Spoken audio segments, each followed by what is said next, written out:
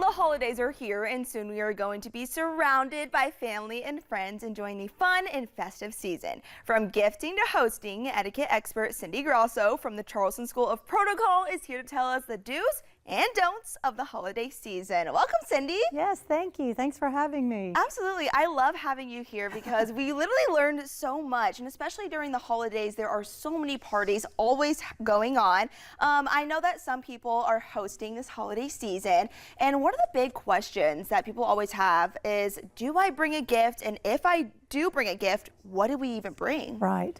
Lots of ideas and suggestions on that. So I think that fun gifts can be something, if you know that person does like wine or does drink, you can always bring, and that's kind of an old staple wine. I personally like bubbles. Okay. If I know that they will drink alcohol, bubbles, or something like that. Even if they don't drink, they can always offer to their guests, you know, something like that. Yeah. A good gift also can be something not even for then, but maybe even the next day. So if they're having a big party, maybe you bring some coffee and some scones for the host for the next day. Yeah, a thought, something like that.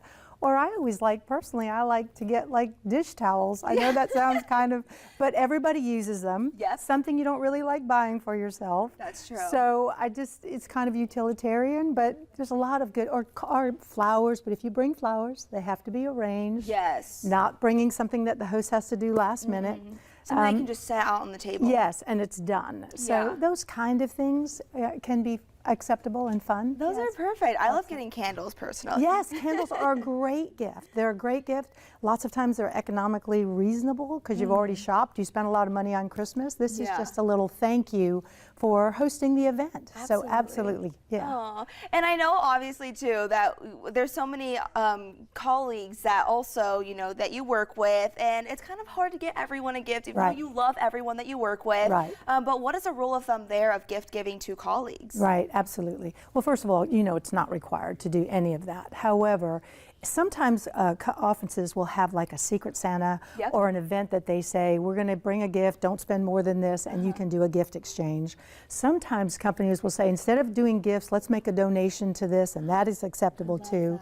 But if there's a colleague that you want to give a gift to, you really would not do that at the office. You would say, let's meet for appetizers or cocktails, and let's go and you exchange then, off campus, if you will. That is so smart. I didn't even think about doing something like that. See, this is why we have you in studio to talk all about that.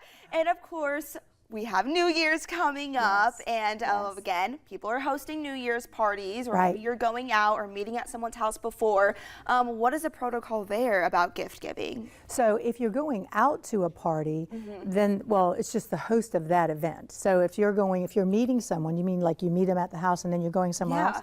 No, that's totally fine. There's no real gift giving for that type of thing. It's really just going to be for the hostess of the event. Yeah. So, but you know, be mindful of that. In any party that you go to, be mindful. If the party starts at 6 or 7, don't try to arrive early. That's a real big no, because you're always doing last minute things.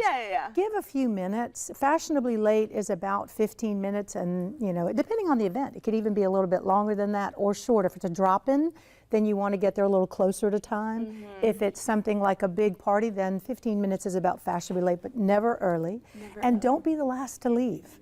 You know, don't overstay your welcome at a holiday event. You know, people are busy, everybody's, you know, maybe getting tired from the big event, and you don't want to be the one that stays there till 2, 3 in the morning. We don't need that. No, you really don't. You really don't. I'm the one who ends up leaving kind of early because I love going to bed early. Yes.